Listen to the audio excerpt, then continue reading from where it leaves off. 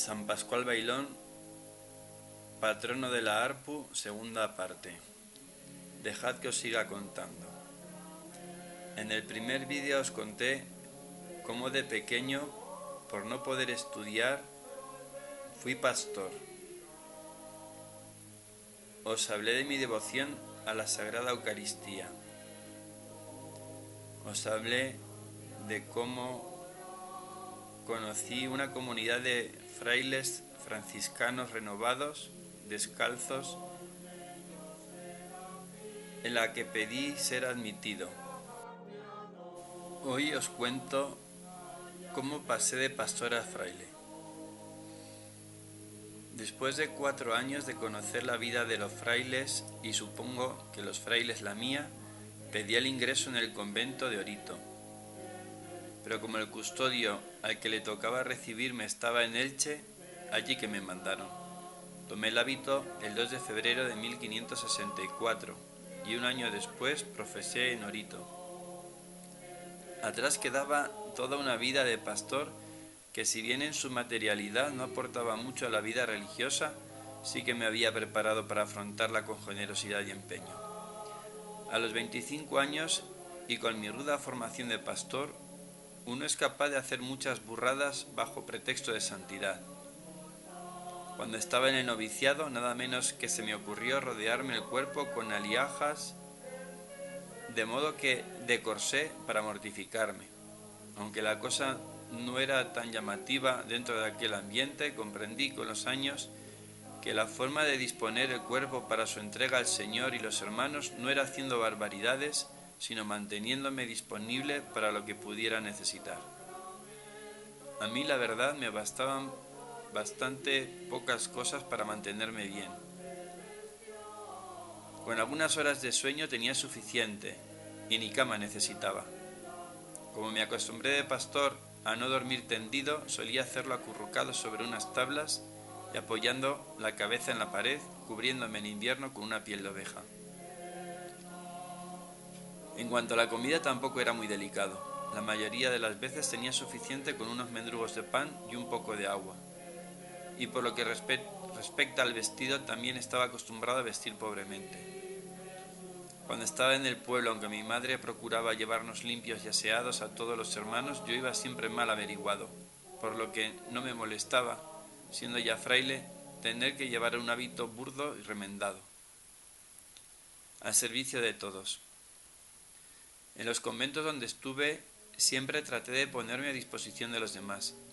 Aunque esté feo decirlo, me gustaba estar ocupado en algo, o remendando hábitos o sandalias, en la huerta, o en la portería, en la cocina o en la limosna, ayudando a misa o leyendo libros piadosos.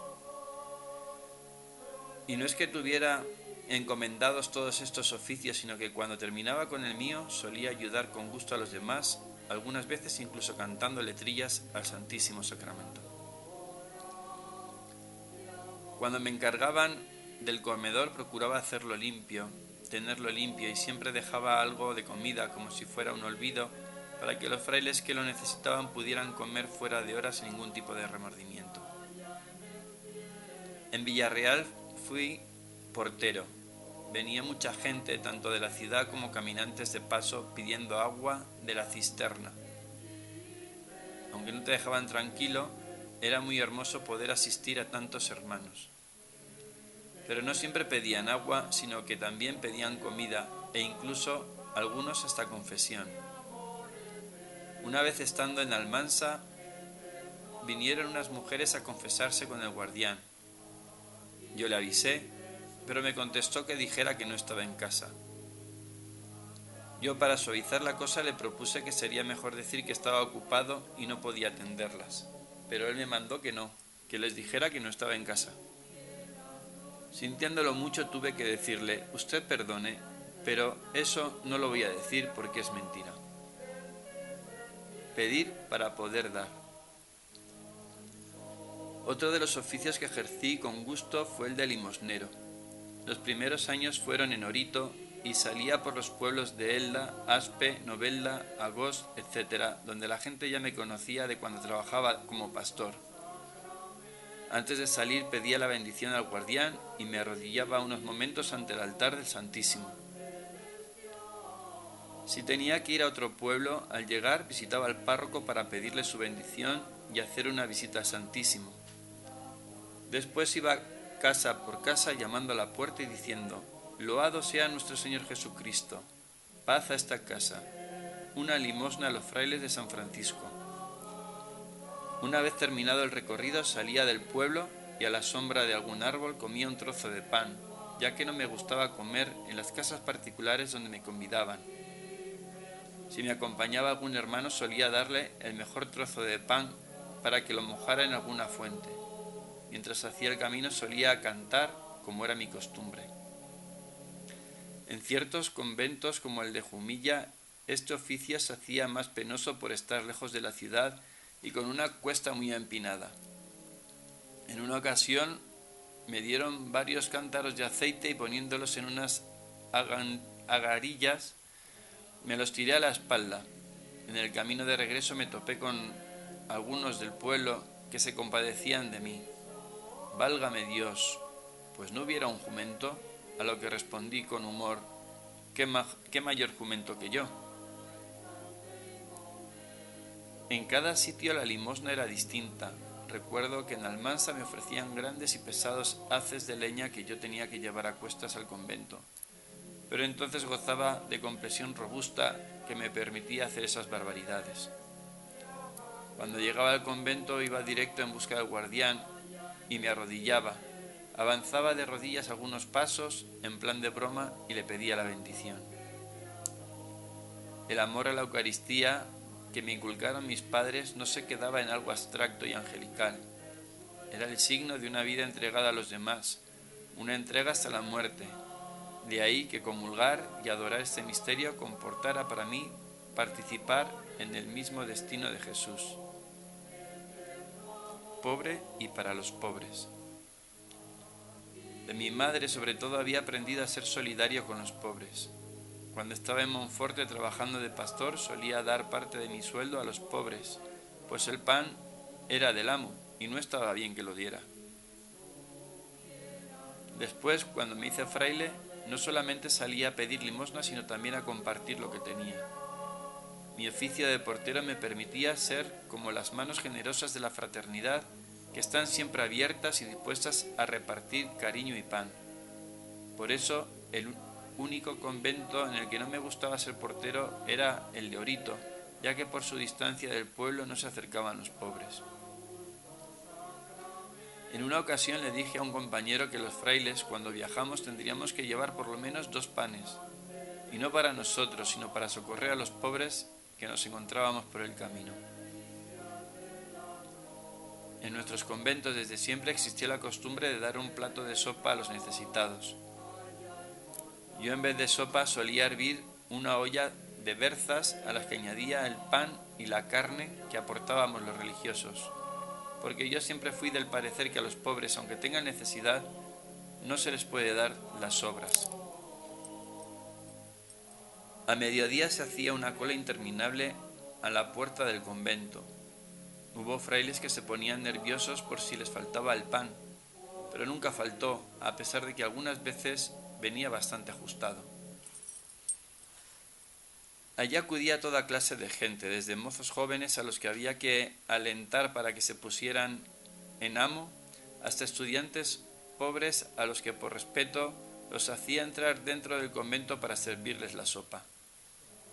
Al que también trataba con más cuidado era un anciano de Villarreal, al que la fortuna le había vuelto la cara.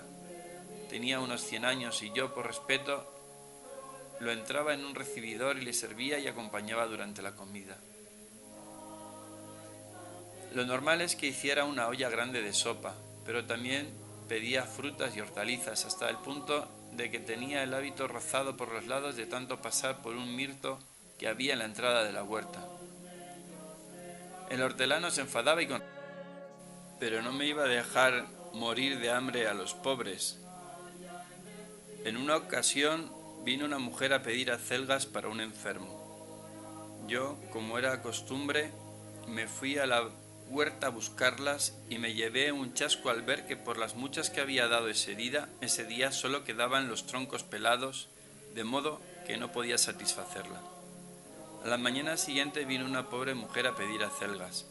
Yo le dije que no habían, ya que el día anterior las había dado todas a los pobres. Pero me remordió la conciencia y me fui a la huerta. ¿Cuál no sería mi sorpresa al ver que los troncos llenos de hojas frescas y verdes? La gente creía que era un milagro, pero yo pienso que cuando hay generosidad y ganas de compartir, siempre se produce el milagro. En aquellos tiempos de gran necesidad, los conventos eran casi los únicos refugios para los pobres. Los frailes tratábamos de compartir lo que la gente nos daba y nosotros sacábamos de la huerta. Muchas veces no era suficiente. A mí se me partía el corazón al tener que despedir a un pobre porque ya no quedaba nada. Entonces iba a la huerta y para que no se fuera con las manos vacías, le daba un ramillete de flores. A pesar de parecer una burla, el pobre lo comprendía y me daba las gracias. Algunas veces la gente no pedía comida, sino charlar y compartir sus problemas. El mestre Guillén, como le llamábamos en Valencia, era un francés afincado en España que hacía cuerdas de vihuela y con frecuencia nos daba para hacer disciplinas. Pues bien, sin saber cómo, había cogido una depresión de caballo. Su mujer lo había llevado a toda clase de frailes de la ciudad, pues creía que estaba endemoniado, hasta que un día vino a verme y nos pusimos a charlar paseando por la huerta. Yo no recuerdo lo que le dije, pero le volvieron las ganas de vivir y la gente lo tomaba como un milagro. El Señor me dio hermanos. Os estoy contando estas cosas y puede dar la impresión de que era lo más importante de mi vida. Pues no, lo más importante para mí era poder seguir a Jesús en compañía de mis hermanos los frailes. Con ello había soñado muchas veces en mi juventud y al hacerse realidad pude ir constatando lo difícil y a la vez hermoso que es convivir con otras personas. Yo siempre traté de ser sincero y de manifestarme como era, y muchas de las costumbres que adquirí siendo pastor las continué después siendo fraile. Por ejemplo, a la gente les desconcertaba que no usase sombrero para protegerme del sol, sobre todo en los veranos cuando me iba a trabajar a la huerta después de comer. Pero yo no lo había usado nunca, ni me apetecía ponérmelo. O cuando en vez de sentarme en una silla, prefería ponerme en cuclillas porque me sentía más a gusto. Era mi modo de ser, y así como seguí estas formas de comportamiento, también lo hice en lo espiritual. Mi vida se configuraba en torno a lo religioso, ya que la experiencia de Dios era muy fuerte en mí. Desde muy pequeño había notado su presencia, una presencia que me arrastraba a vivir como Él y solo para Él. Y cuando digo esto, no es en sentido excluyente, pues cuando uno intenta seguir a Jesús, lo primero que descubre es que Jesús vivió para los demás con el fin de que fueran felices. Pero esa presencia me absorbía de tal modo que solo en responderle encontraba la felicidad, o lo que es lo mismo, encontraba el sentido de mi vida. Estando una vez en Orito, recuerdo que era la fiesta de Pentecostés, de tal modo me llenaba la presencia del Espíritu Santo que sin darme cuenta empecé a dar gritos de satisfacción. Cuando logré controlarme, me puse rojo de vergüenza al comprobar que me estaban mirando. Pero no fue solo en esta ocasión. Con frecuencia me sentía arrebatado por la presencia, de tal modo que perdía toda conexión con mi entorno. Teniendo una vez necesidad de escribir al provincial, le pedí al guardián papel y pluma. Al llegar a la celda me hinqué de rodillas y abrí los brazos en cruz con el papel en una mano y la pluma en la otra para pedir luces al Señor. Pero, no sé cómo, me traspuse hasta que la voz del guardián preguntando si había terminado de escribir me devolvió la realidad. Yo la mayoría de las veces procuraba disimular, retirándome para la oración individual, pero algunos frailes curiosos disfrutaban con espiarme. No sé yo qué sacaban con ello. Cuando estuve en Jumilla, una de las veces que sentía ganas de hacer oración, me salí a los alrededores del convento para explayarme. Creyendo que estaba solo, me puse a hablar en voz alta, gritando, cantando, suspirando, arrodillándome, levantando los brazos al cielo e incluso besando los troncos de los árboles por la gran alegría que sentía dentro. Pero un fraile me seguía. Al darme cuenta, aunque un poco avergonzado, aún tuve humor para decirle: «Perdido, ¿por qué me persigues?». Otro caso parecido me sucedió en Villarreal.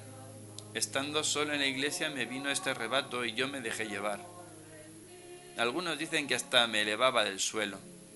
Yo la verdad no me daba cuenta, pero al volver a la normalidad y ver que había alguien mirándome, tuve que ir a darle una explicación y decirle que no hiciera caso de lo que veía, porque a menudo un padre acaricia más al hijo que más lo necesita.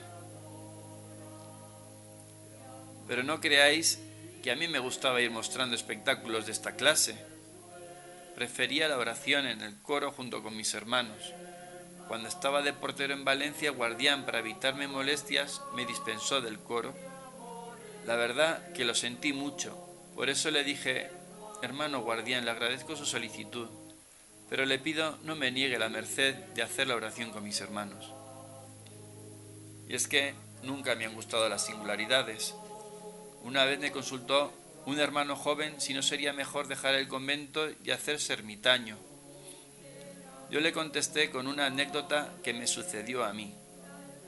Estando en Orito, un padre se fue a una cueva cercana para hacer una experiencia eremítica, llevándose sus libros y un poco de bizcocho y agua.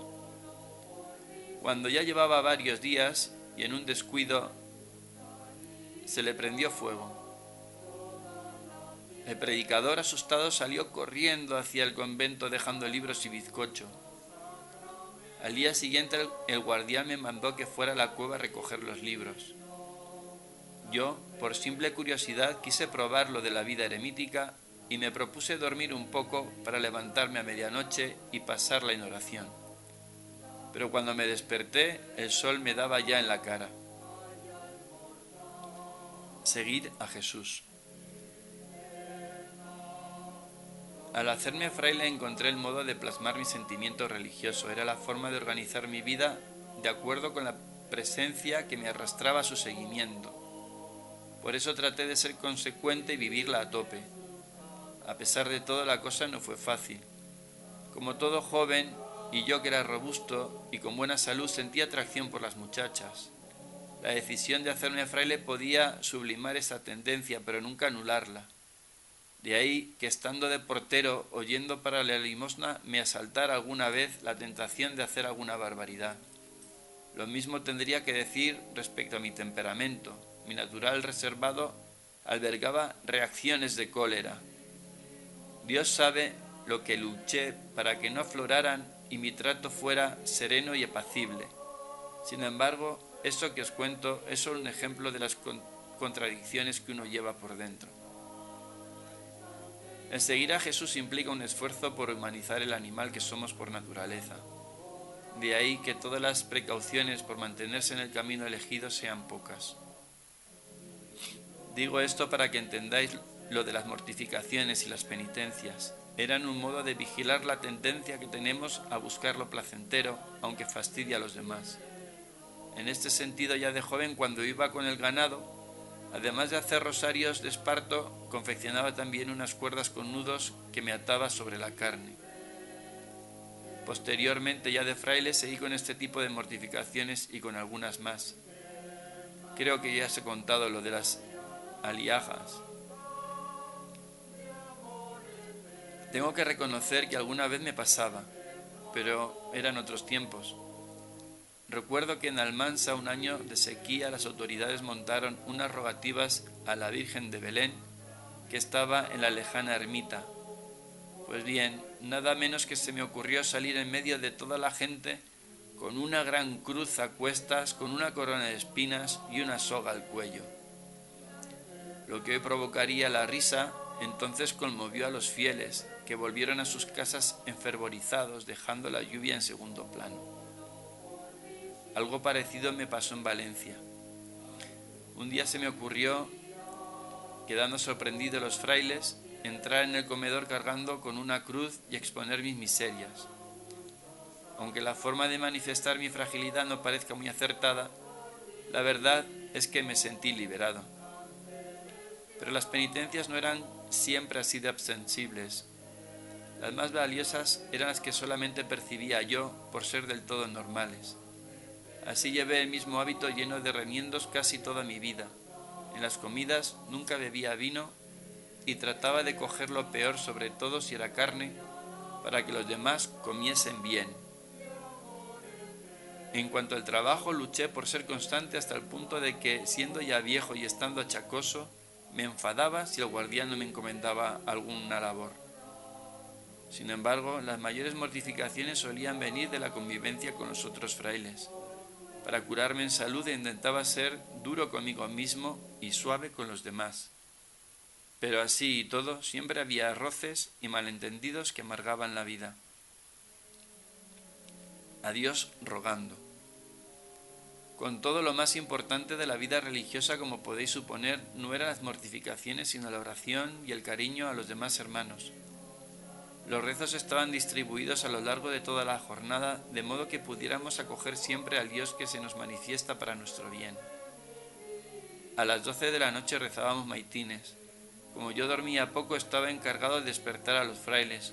Para ello me servía de un palo con el que golpeaba las puertas de las celdas, al mismo tiempo que decía: «A maitines, hermanos, alabar a Dios y a su Santísima Madre».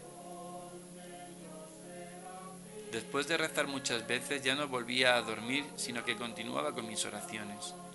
Me arrodillaba, juntaba las manos a la altura de la cabeza, con los codos separados del cuerpo, y seguía relacionándome con Dios que tanto nos quiere. Al amanecer rezábamos laudes, sonaba la campana y acudíamos todos a alabar al Señor por el nuevo día. Después, como no existía la costumbre de concelebrar, los sacerdotes decían su misa.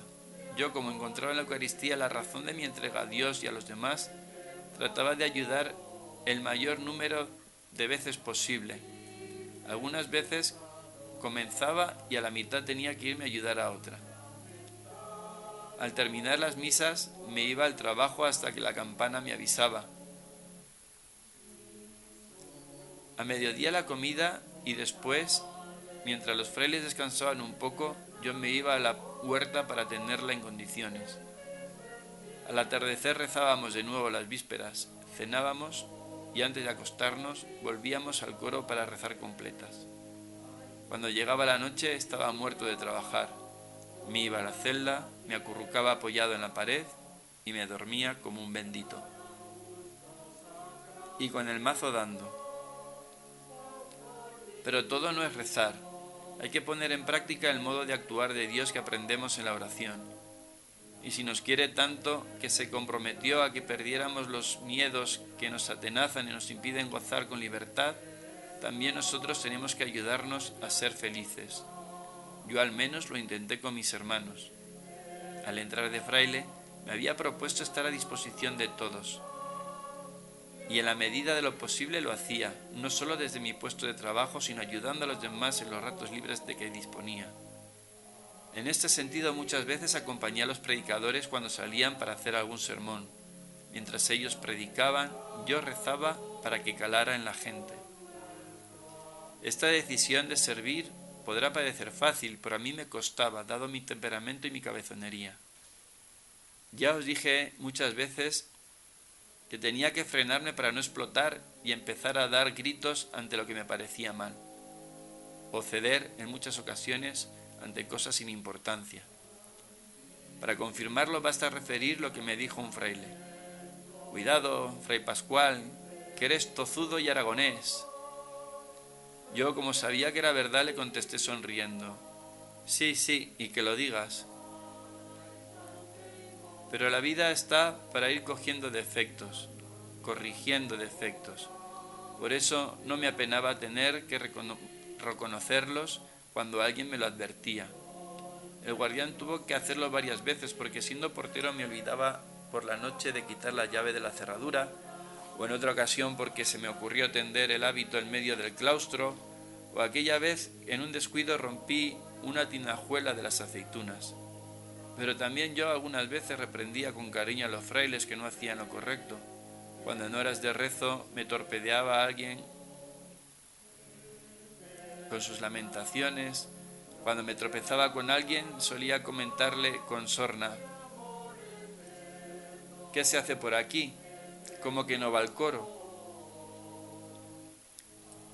Mantener la convivencia siempre supone un gran esfuerzo, de ahí que yo me propusiera como norma ser duro conmigo mismo, pero suave con los demás. Una vez un fraile se molestó porque no le atendía tan pronto como hubiera requerido.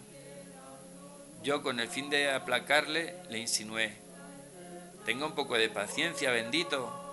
Pero el hermano, fuera de sí, empezó a decirme de todo. Para no irritarle más, me callé y dejé pasar la tempestad. A pesar de estos contratiempos, yo quería mucho a mis hermanos y solía demostrarlo cuando venía el caso. Era costumbre en el convento guardar el mejor vino para los enfermos, y no se podía dar sino con el permiso del guardián. Un fraile, para probarme, fingió que le dolía el estómago y me pidió un poco de vino. Al traérselo me recriminó que tuviera tan poca obediencia, pero yo le respondí que para mí la caridad ya incluye la obediencia, por lo que no tenía que arrepentirme. Estos gestos de generosidad solía prodigarlos para hacer más llevadera la convivencia. Cuando el guardián solía repartir los pocos hábitos nuevos que se hacían, yo procuraba hacerme el despistado para que no me alcanzasen. Y una vez que me vi obligado a recoger unos retales para remendar el mío, los volví a dar a otro. La verdad que no me importa demasiado ir con el hábito estrecho y remendado. Más aún, lo prefiero. Por eso, una vez que el guardián me dio un hábito nuevo, decidí ponerle un remiendo para ir más tranquilo. Lo mismo hacía con la comida. Me sentía satisfecho con cualquier cosa con tal de que los demás comiesen bien. Si iba de limosna, acompañado por algún joven, al regreso nos sentábamos cerca de alguna fuente y escogía los mejores trozos de pan para que se los comiera. Disfrutaba yo viéndole comer. Como tenía fama de santo, los hermanos confiaban en mí. Una vez me encontré con un fraile que estaba apesadumbrado porque tenía hinchado el pie. En plan de broma le dije: «¿Quieres que le dé un azote con las disciplinas y verás cómo se pone bueno?». El hermano dijo que sí, pero al intentar darle, quitó el pie. Al encontrármelo cojeando unos días después, le insinué con sorna: «Ya estuviera bueno si se hubiera llevado el azote». Y es que muchas veces es necesario el humor para que la convivencia no chirríe. Los libros también ayudan. Aunque mi formación cultural no llegase muy allá, para ayudarme en la vida religiosa me servía de la lectura de buenos libros que luego seleccionaba cogiendo los fragmentos que más me interesaban y escribiéndolos poco a poco en las hojas que iba consiguiendo. Además de estos escritos tenía también otros que eran de mi propia cosecha, como versos y letrillas de los misterios del Señor y de la Virgen. Todos estos papeles forman mi cartapacho, al que ahora se le da tanta importancia, pero que era simplemente una especie de archivo en el que iba guardando las cosas que me interesaban. Normalmente apreciamos más las cosas que más nos cuesta conseguir. De ahí podréis deducir lo que significaba para mí poder leer, aunque fuera a trompicones, y escribir con mi pluma de golondrina los pensamientos que encerraban esos libros. Para que os hagáis una idea de lo que escribía en mi cartapacho, os voy a leer algunos fragmentos. Por ejemplo, estas estrofas al buen pastor. Jesús, dulce enamorado, de alto cielo ha venido a ser pastor del ganado que anda en el mundo perdido. Y como de amor herido está el divino pastor, con silbos de amor las llama y, ay Dios, qué fuerza de amor. Y esta otra, niño Jesús. Está una virgen y madre y un niño que es hombre y Dios, y en el seno de los dos reposa el eterno Padre. Quien busca bien le cuadre, contra el mortal herida, en Belén está la vida.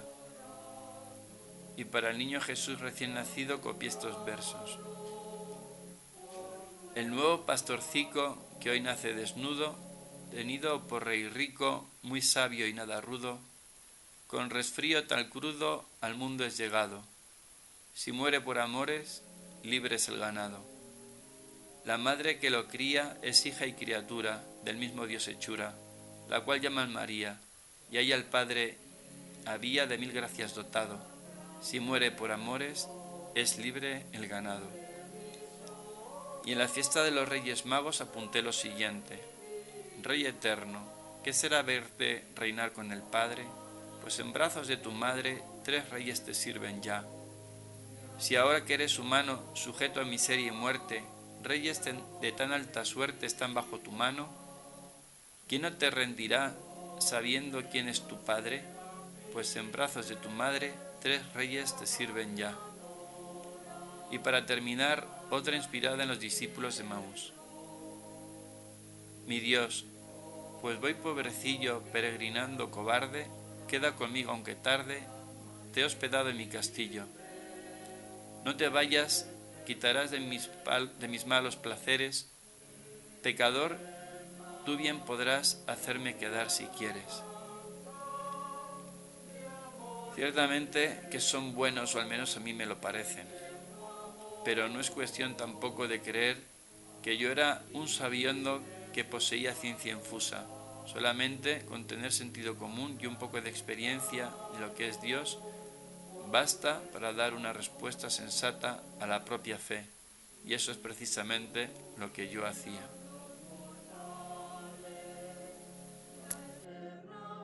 Por los caminos de Dios. Aunque no fuera sacerdote, y eso en aquellos tiempos era bastante, me dieron algunas responsabilidades dentro de la orden.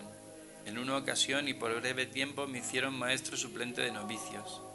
Yo me las apañé como pude para salir del paso, tratando que los novicios fueran conscientes de su responsabilidad ante la llamada del Señor. Y parece que no fue mal del todo, pues muchos años después aún se acordaban para bien de este excepcional episodio. Algo más sencillo fue el hacer de correo en 2 ocasiones, una en la que me enviaron a Jerez de la Frontera y otra a París.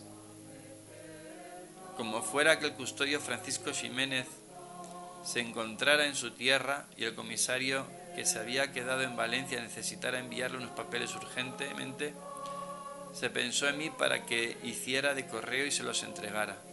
Yo acepté y me puse en camino, llegando en poco tiempo.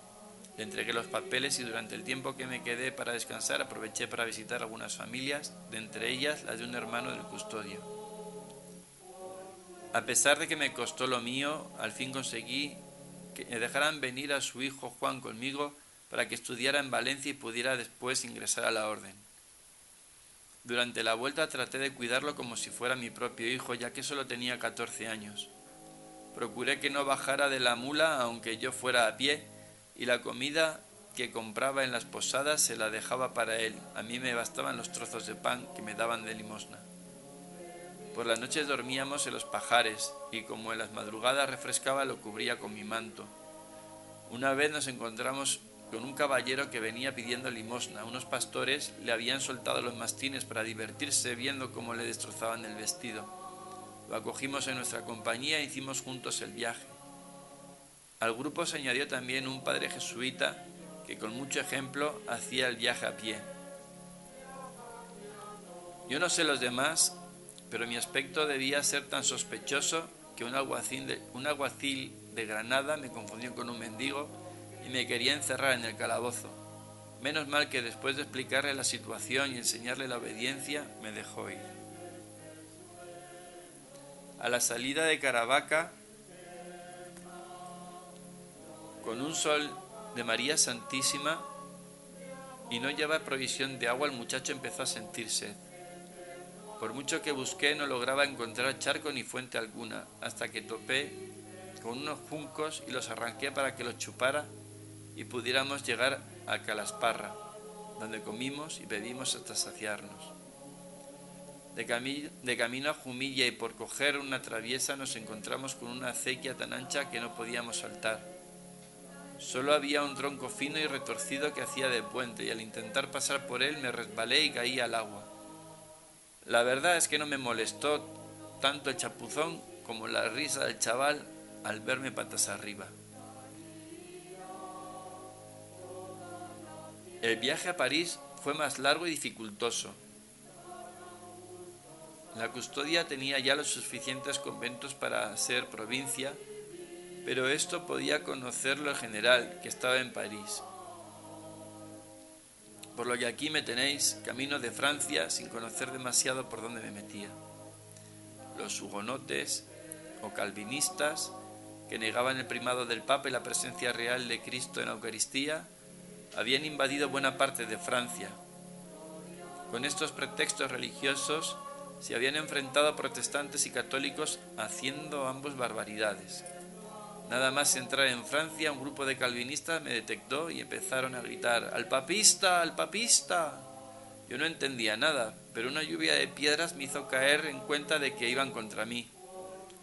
Agaché la cabeza y me escabullí como pude, aunque alguna piedra me alcanzó. La segunda vez en Orleans tuve más suerte. Se metieron conmigo descalificando al Papa y la Eucaristía, y ahí sí que no me pude callar. Con voces y gestos me hice entender, afirmando la autoridad del Papa y la presencia de Cristo en la Eucaristía. La respuesta fue otra lapidación, pero sin consecuencias. Lo más chocante me sucedió en un pueblo donde había muchos luteranos. Tras gritarme y zarandearme, uno de ellos me cogió y me encerró en una pocilga.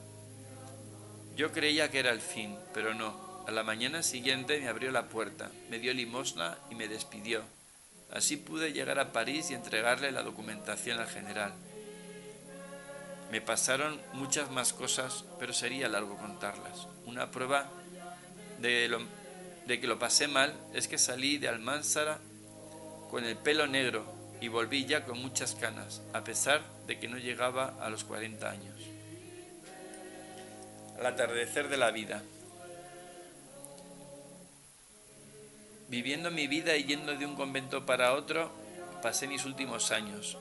De Játiva me mandaron a Villarreal y allí estuve hasta que Dios quiso. Seguía haciendo de todo, portero, limosnero, etc., y el pueblo me veneraba como un santo. Venían a pedirme cosas y yo la verdad no me podía negar. Pero de ahí a que hiciese milagros dista mucho. Lo único que hacía era pedir al Señor por ellos y muchas veces el Señor se lo concedía. Lo que me alegraba de verdad era la visita de los niños cuando venían a verme. Yo les imponía las manos a modo de caricia y les daba alguna fruta de la huerta. Cuando ya no me quedaban, los suplía con algún ramillete de flores. A pesar de que yo siempre fui recio y fornido, notaba que las fuerzas me iban abandonando. No obstante, seguía trajinando por el convento, iba, venía, abría la puerta, cocinaba comida para los pobres y salía a pedir limosna por la ciudad. Pero yo presentía que estaba llegando al final del camino. Por eso pedí a un hermano joven que me lavara los pies para recibir unción de enfermos. Era domingo y todavía salía a pedir por la ciudad, pero al acostarme por la noche vi que la cosa iba en serio. A la mañana siguiente no pude levantarme a abrir la puerta de la iglesia, por lo que tuve que dar las llaves a otro hermano para que lo hiciera. Llamaron al médico y mandó que me acostaran en una cama con colchón y sábanas y me pusieran una camisa más suave en vez del hábito. Entonces fue cuando percibí que no era un simple dolor de costado lo que tenía. El médico fue sincero y me dijo que era una enfermedad mortal, animándome para que no me asustara, pero yo no tenía miedo porque confiaba en que el Señor me acogería en sus brazos. Me dieron la unción y el viático y me quedé sereno esperando la hermana muerte. Al enterarse, la gente del pueblo empezó a venir para visitarme y que les diera la última bendición. El primero en llegar fue el hijo pequeño del médico. Yo le puse las manos sobre su cabecita y le dije: «Que te bendiga el Padre, el Hijo y el Espíritu Santo, criatura de Dios, y que te haga amigo de los pobres». El único consuelo que me quedaba era mirar el crucifijo que tenía enfrente e ir desgranando las cuentas de mi rosario. Cuando llegó la mañana del domingo supe que estaba en la recta final. Me levanté para ponerme el hábito, pero no pude y me tuvieron que ayudar. Pedí que me acostaran en el suelo y no me lo consintieron. Las campanas daban el último toque para la misa mayor. Durante unos momentos me invadió la angustia e invoqué el nombre de Jesús. Mientras miraba fijamente al crucificado sonó la campana de la elevación. El Señor venía a por mí. Yo le di la mano a mi confesor, el padre Jaime Morales, y me marché pronunciando el dulce nombre de Jesús. Era el 17 de mayo de 1592, fiesta de Pentecostés. Tenía 52 años, de los cuales 28 los había pasado como fraile. Al enterarse de la gente de que había muerto, acudieron al convento para verme y sobre todo tocarme. Tal era el gentío que tuvieron que bajarme a la iglesia para que pudieran acercarse con más comodidad, y así estuve 3 días. Como tenía fama de que era un santo, pobre de mí, empezaron los rumores de que si mi cadáver sudaba, tenía color y estaba flexible, lo cual estaba dentro de las posibilidades. Pero lo más chocante es que en mi funeral, cuando el sacerdote levantó la hostia y el cáliz para la adoración, algunos me vieron abrir los ojos. ¿Qué necesidad tendría yo de ver el sacramento cuando ya estaba disfrutando de la presencia gloriosa de Jesús? No obstante, reconozco que es una forma de expresar mi fe en la Eucaristía, lo cual sí que fue cierto. Cuando me tocó morir, no estaba presente el custodio, Fray Juan Ximénez, por lo que se enfadó de que no hubiesen llamado a un pintor para que inmortalizara mi figura. La verdad es que no había para tanto, pero el padre Ximénez se empeñó y me hizo un retrato literario que describe así: fue el santo pascual de estatura mediana, muy bien hecho y proporcionado en todos sus miembros. El rostro no hermoso, mas gracioso, agradable y alegre.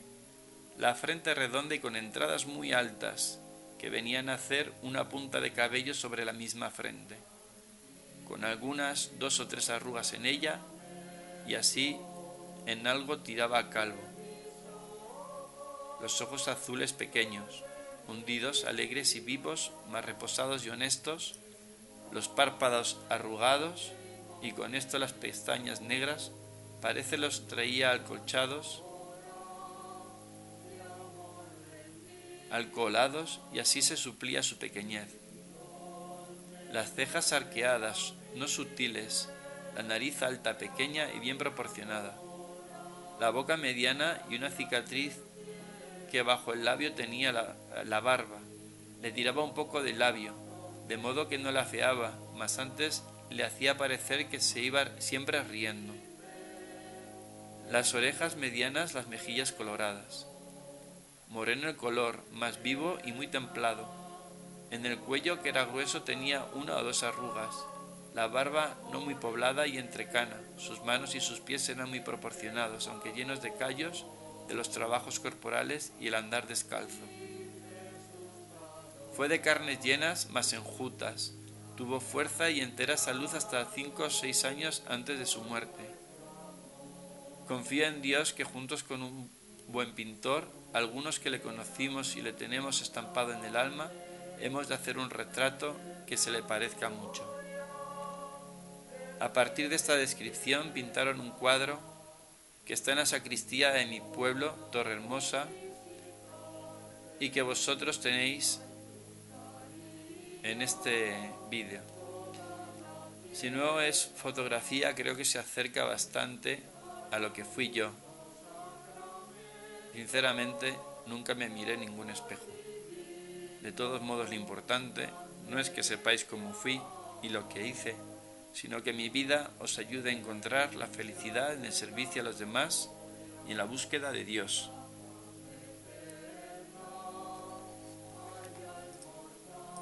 Te adoro, te saludo, te abrazo, oh adorable cruz de mi Salvador. Protégenos, sálvanos, guárdanos. Jesús, te amo tanto, siguiendo su ejemplo te amo. Tu santa imagen calma mis temores, solo siento paz y confianza.